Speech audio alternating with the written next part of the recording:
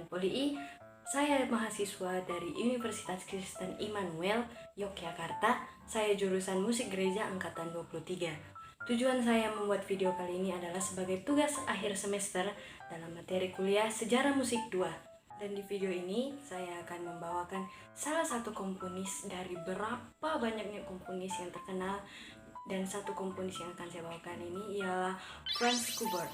Franz Schubert adalah satu-satunya komponis besar masa klasik dan romantik yang berasal dan berkarya di kota Wina.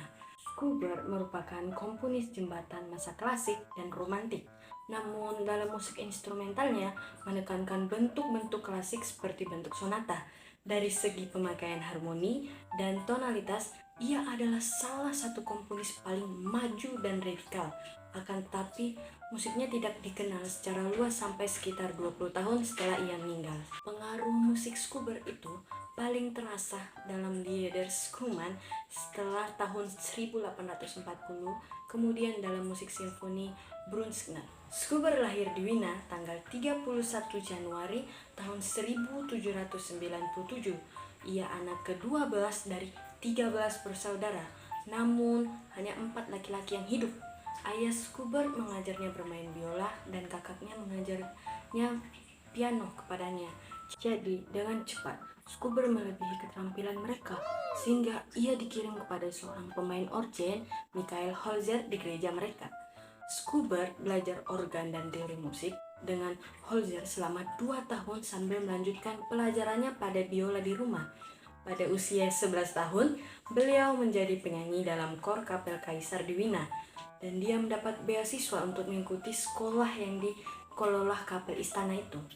Pada masa itu, musik merupakan bagian penting dalam lembaga pendidikan dan Schubert menjadi ketua pemimpin dalam orkes sekolah, bahkan kadang-kadang dia yang membantu mereka. Ia mendapat bimbingan dalam komposisi oleh Antonio Salieri. Schubert berhasil disekolahkan dalam semua bidang yang dipelajarinya, secara khusus dalam musik. Ia sudah giat dalam komposisi dengan karya-karya yang termasuk lieder dan kuartet-kuartet gesek. Para penyanyi dari sekolah kapel bermain setiap malam dan biasanya membawa sebuah overture serta sebuah simfoni. Pada tahun 1813, ia menciptakan simfoni nomor 1 dalam D mayor dan mulai menciptakan sebuah opera dalam 3 babak. Karena keinginan ayahnya untuk mengikut karirnya sebagai guru, Schubert terpaksa meninggalkan sekolah kapel bulan Oktober tahun 1813 untuk masuk persiapan guru. Sekolah ini terletak dekat dari Katedral Santo Stefanus di Wina, dan Schubert belajar di sana selama 1 tahun sampai musim gugur pada tahun 1814. Membuat komposisi terus dilanjutkan selama tahun 1814 dengan menghasilkan susunan misa pertamanya untuk kor dan orkes. Juga lagu agung yang pertama, sebuah lied yang berjudul Gretchen am Spinnekode yang dipengaruhi oleh drama Faust karangan Goethe. Pada musim gugur tahun 1814, Schubert mulai bertugas sebagai guru di sekolah tempat ayahnya mengajar. Ia dibebaskan dari kewajiban militer karena tinggi badannya di bawah minimal dan juga karena penglihatannya kurang baik saat itu. Pada tahun 1815, Schubert menghasilkan 144 lieder lagu dalam bahasa Jerman, termasuk beberapa lagu terkenal seperti Simfoni nomor 2 dan nomor 3, musik piano, 2 susunan misa untuk kor dan orkes, dan 4 opera pendek. Beberapa teman-temannya mendukung musik Schubert mulai dari tahun 1816 dengan menyelenggarakan Schubertiads, konser informal di rumah-rumah mereka untuk memperkenalkan karya-karya Schubert yang baru. Dengan demikian, nama Schubert mulai dikenal sebagai komponis di Wina. Pada tahun 1816, ia juga menghasilkan banyak musik, termasuk karya orkes dari masa awalnya yang paling penting, yaitu Simfoni nomor 5 dan banyak lagi lieder. Simfoni nomor 5 dalam bes mayor disusun dalam 4 gerakan yang berskala sama dengan sebuah simfoni akhir dari Haydn. Orkesnya tidak menggunakan trompet dan timpani. Pada tahun tahun 1817, Schubert menciptakan beberapa sonata piano, simfoni nomor 6, Lieder, dan 2 overture yang dimaksudkan meniru gaya Rossini. Schubert meninggalkan profesi sebagai guru selama tahun 1818 supaya dapat memusatkan pertahanannya pada musik.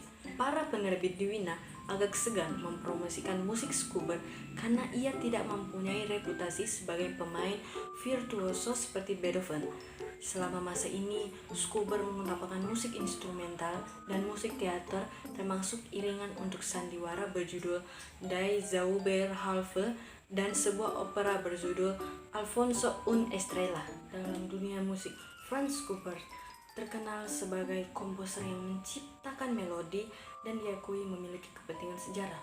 Lebih dari 600 lagu konser romantis ini tidak lekang oleh waktu karena orisinalitas dan kepopulerannya.